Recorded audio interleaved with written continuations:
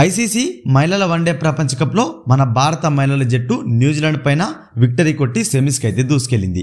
అయితే మన ఇండియాతో పాటు న్యూజిలాండ్ శ్రీలంకలకు చెరొక మ్యాచ్ మిగిలింది. శ్రీలంక న్యూజిలాండ్ తమ చివరి మ్యాచ్లో గెలిచి భారత జట్టు తన చివరి మ్యాచ్లో ఓడినట్లయితే ఈ మూడు టీమ్స్ కూడా 6 పాయింట్లు అయితే ఉంటాయి. న్యూజిలాండ్ జట్టు భారీ విక్టరీ కొట్టి భారత జట్టు భారీ తేడాతో ఓడితే న్యూజిలాండ్ యొక్క నెట్ అనేది భారత్ కంటే మెరుగ్గా ఉంటుంది. అయినా కూడా భారత జట్టును ఐసీసీ సెమీస్కి ఎలా క్వాలిఫై చేసిందని చాలామందికి అయితే డౌట్ వస్తుంది.